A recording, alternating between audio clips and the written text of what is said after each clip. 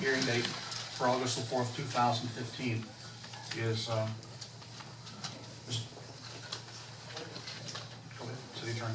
Ordinance number 2015-04 of the City Commission of Lake Worth, Florida, amending Chapter 23 of the Code of Ordinances by amending Article 1, Division 2, Section 23.1-12, Definitions, Article 3, Division 1, Section 23.3-6, Use Table, Article 4, Section 23.4-10, providing for off-street parking, Article 4, Section 23.4-4, Fences, Walls, and Gates, Article 4, Section 23.4-13, Townhouses, Article 4, Section 23.418, portable storage units, providing for regulations regarding portable storage units. Article 5, supplemental regulations, Section 23.5.1I, non-conforming signs, providing for repeal of loss of conflict, providing for severability, providing for codification, and providing for an effective date.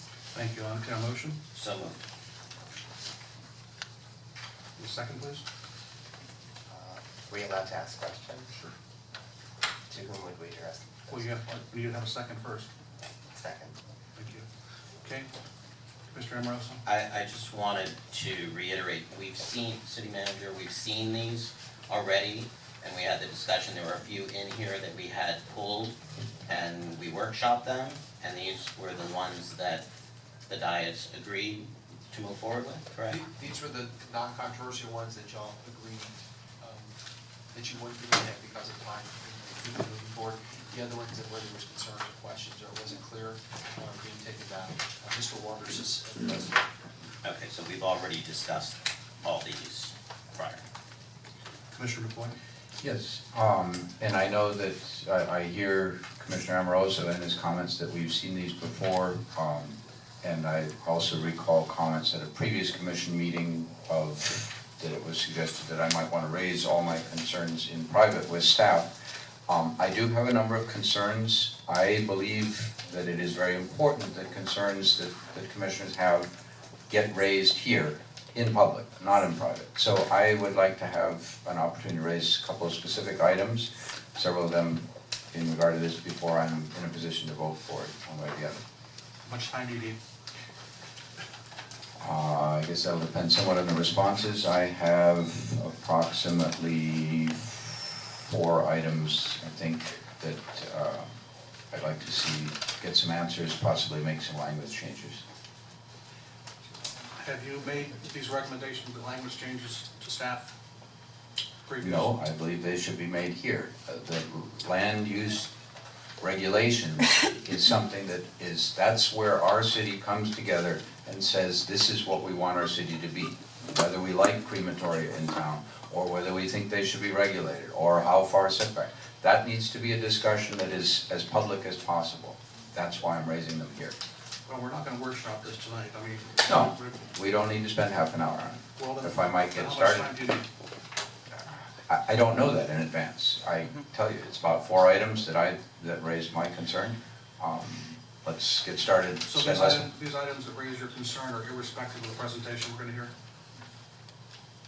I have no problem hearing the presentation. Maybe they'll address some of them, maybe they won't, I don't know. William, would you please give us an overview of where we are with this item?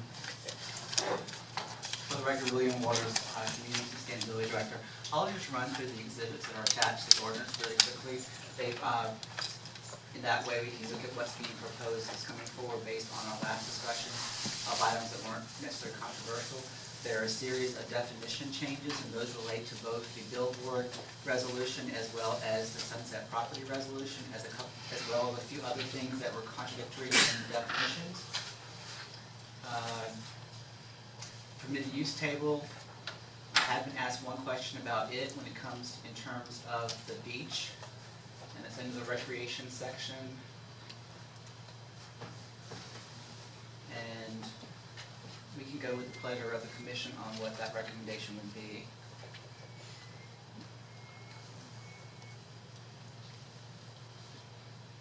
For instance, you'll notice that we did not have a ballroom use of the beach. It's now there. We can delete that if you'd like, but we did find some inconsistencies in what was being done at the beach historically, and those uses were not there. Recall that the zoning code is an inclusionary code, so if something is not expressly allowed, it's by default not permitted.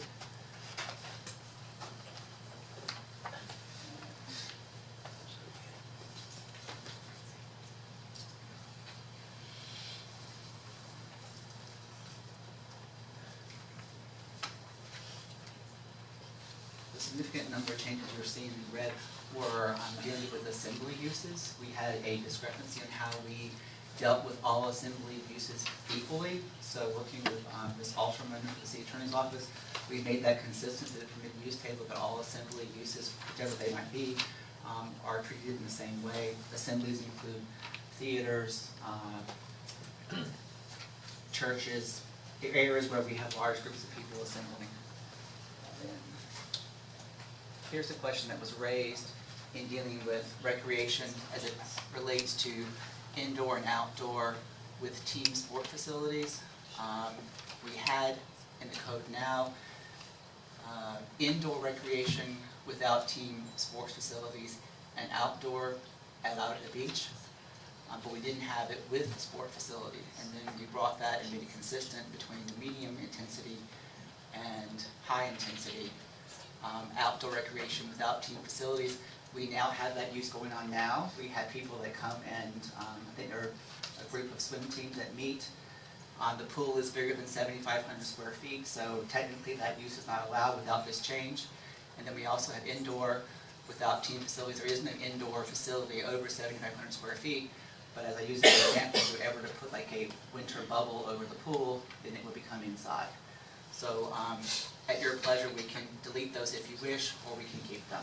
But the permitted use table does not facilitate creation of new buildings, it just facilitates the use of what's out there. There's a different process for adding things to the beach, which some of you have been familiar with. That will be a conditional use process going before the planning board, and then more than likely up to you. Don't need to stop there, we'll keep going. Okay. We're dealing with a something that we did not spell out very well in the code. It deals with on-street parking and allowing that to count for the parking requirement for developments. That's been used already a little bit, but we want to make that clearer. This is a question that's come up often in the historic districts, is how to deal with arboretum entrance features on fences. So that's been incorporated here. This question came up with Lucente, and we clarified that townhomes cannot abut an alley or face an alley when next to residential uses or district. This came up recently in portable storage units. The City Attorney's Office was common enough to actually create a new ordinance for us. We regulate when they can be installed, how long they can be there, and how they need to be maintained. Non-conforming sign section deals with the billboard issue I mentioned a little bit earlier, and that's it so far with the LDRs. Thank you, Commissioner All the McCoy. rest have been reserved and will be discussed at the Planning and Zoning Board and Preservation Board tomorrow night at a workshop. I have no problem with the inclusions that you mentioned of the items in red at the beach. I'm fine with that. I do have a couple specific ones. In the definitions, the protected tree means a tree 3 inches DBH or greater, but does not include prohibited or invasive trees. As it stands right now, we do not have a definition of invasive trees or a list of them. They're in a separate section. They're not actually defined. They're a list of trees in the LDRs themselves.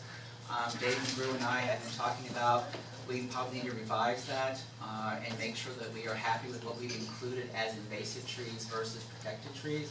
There are some that are considered invasive in the state that I believe Lake Worthians appreciate, so we were going to look at possibly taking some trees that are considered invasive out and throw them into the protected category. I think I've had one discussion about it so far, and I can give you an update at a future meeting on where that stands. We are going to be making some changes to the landscape code itself.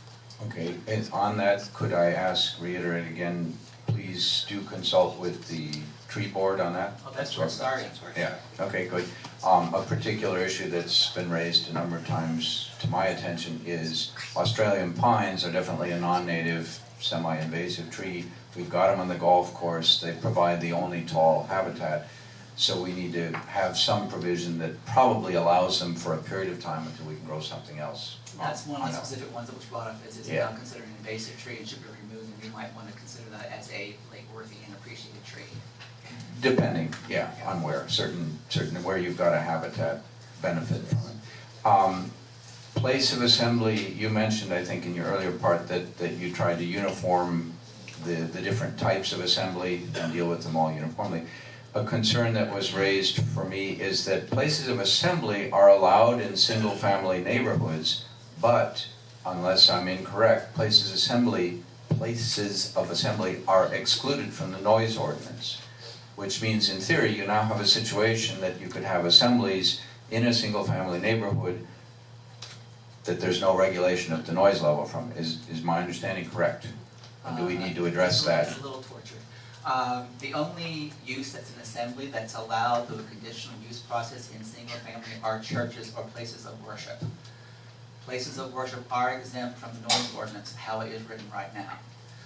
In our single family areas, I believe our noise ordinance limits the noise to 55 decibels, which is not very loud. In downtown, it's 65 after 11, 85 before 11. West Palm, as an example, just went to downtown, and their limit is 87 decibels downtown. Our industrial area limits the noise to 55 decibels when it's an industrial use near or adjacent to a residential use. Unfortunately, our downtown butts up against residential uses, so many people are not happy with the 85 and 65. I guess my main concern is more within, and I guess if you can look at it and assure folks living in single-family neighborhoods that this does not inadvertently, an unintended consequence, open them up to noise situation, or that if it does, that we'll come back and deal with The only that. places of assembly will be schools and places of worship that are allowed in single family, but through the conditional use process. Okay. Family daycare, that does not seem to be altogether defined. Would sober homes fall under family daycare? Okay, kids only, thank you. On the one that you just mentioned of entrance arbors, trellises, pergolas, or arches, one entrance arbor, or all those different things, per property, or two for dual frontage. Does dual frontage mean what? We have properties that have two fronts. There are some that are on Palmway and Lakeside Drive. I think there are some that are Lakeside Drive and Gulfview. Then you also have dual frontages that could be considered on a corner where the front of the house doesn't actually face the front of the lot. In Lake Worth, we define the front of the lot as a narrow side of the lot, but oftentimes on corner lots, the entrance is actually on the long side. Is on the wide side. What about if somebody wants to put a arbor, trellis, pergola, or arch over their driveway, but also over an entrance walk? Is that now prohibited? Well, it's not allowed now, so I would only encourage right now to just take baby steps, and let's see how the arbor and pergolas go on the walkways that approach a house. The span and the structural nature of an arbor that would go across an entire driveway might present some problem with setbacks. But I can look at that, and we will have another round of LDRs coming up based on what was discussed last Yeah, time we were here. I could imagine that there, and I've seen them, that people do want to put something over the driveway, and in my discussions that I've had with Captain Silver over the years on what are things that homeowners can do to enhance safety of neighborhoods, one of the things you can do is how your property presents onto the street. And so I would not want to discourage people from doing that. Item C in that part says the width of such a feature shall not exceed 10% of the overall width of the property, or 10 feet, whichever is less.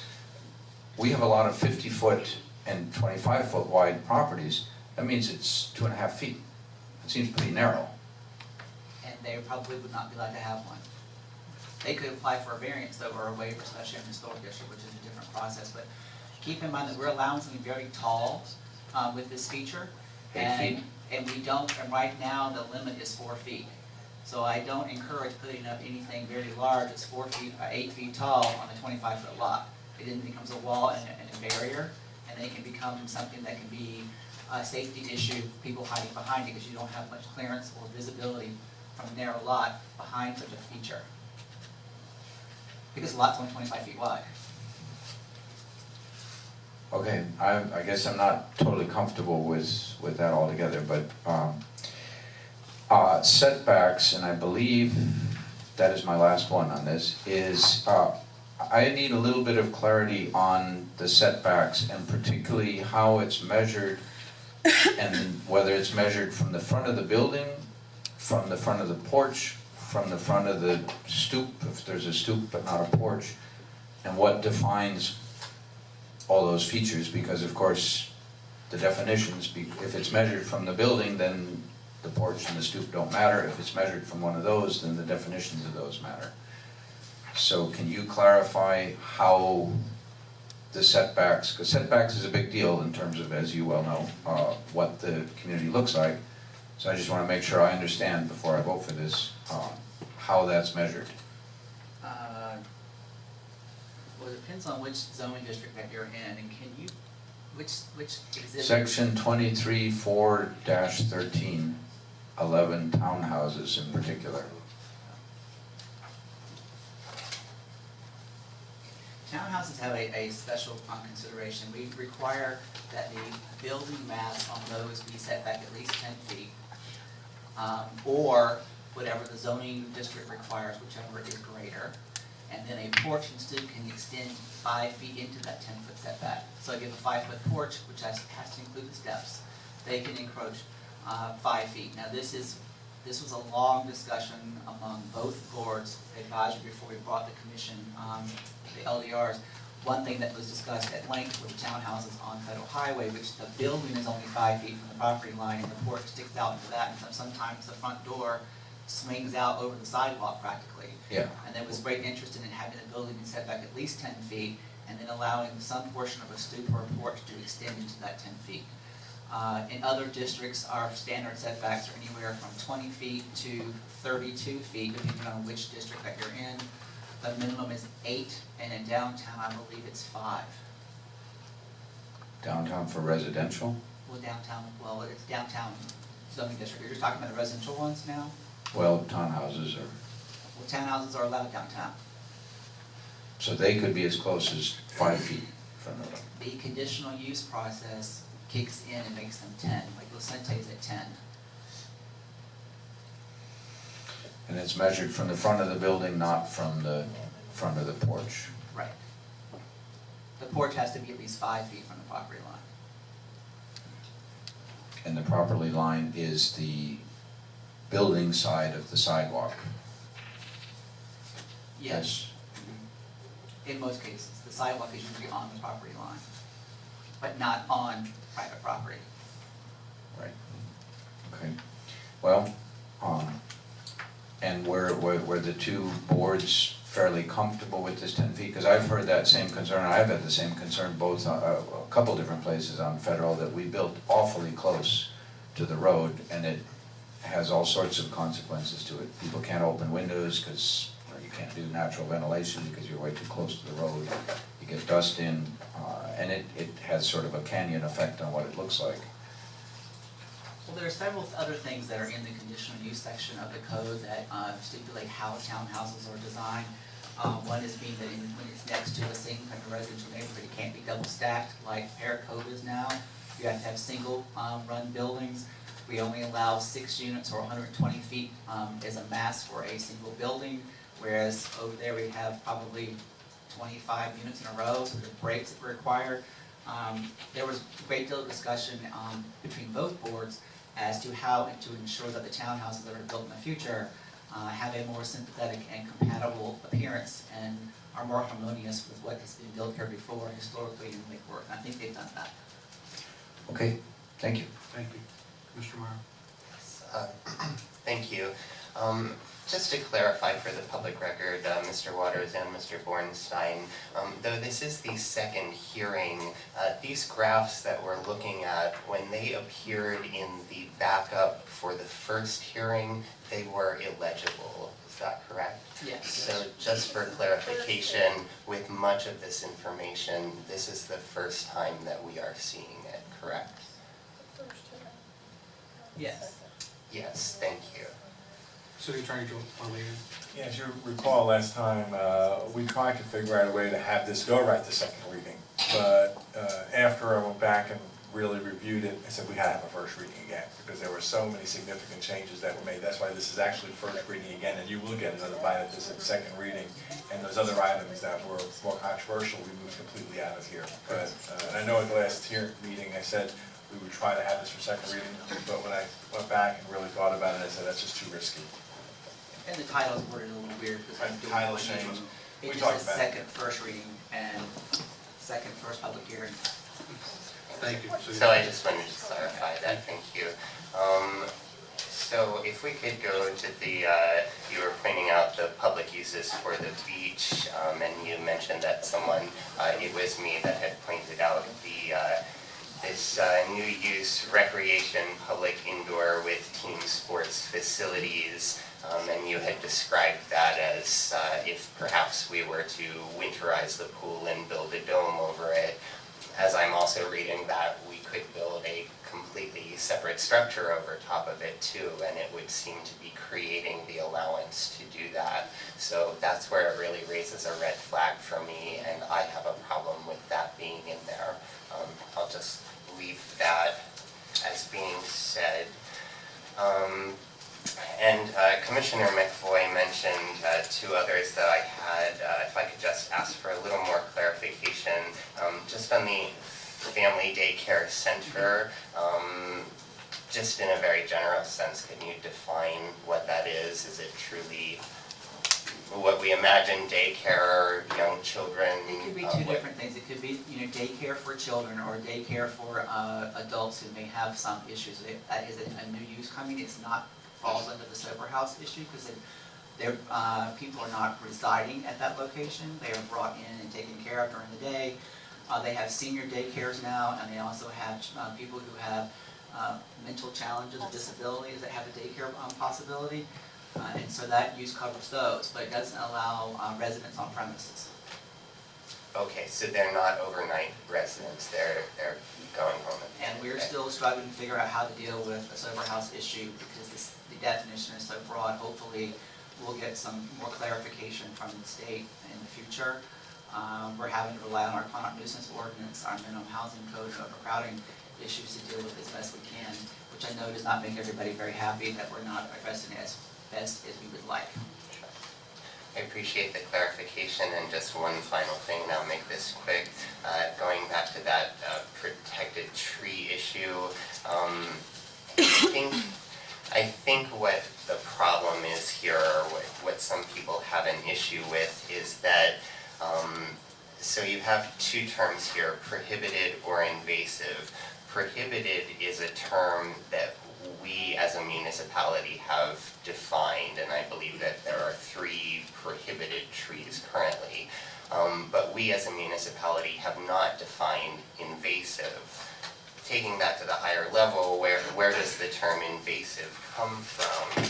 And it comes from the Florida Exotic Pest Plant Council that advises municipalities not to use their definition of the word invasive to structure ordinances. So I think what the people who are concerned with this are most concerned about is there's really no clear definition of what is invasive, so that leaves the door open to things being removed that someone defined on their own was invasive, because there isn't anything that's defining that for us.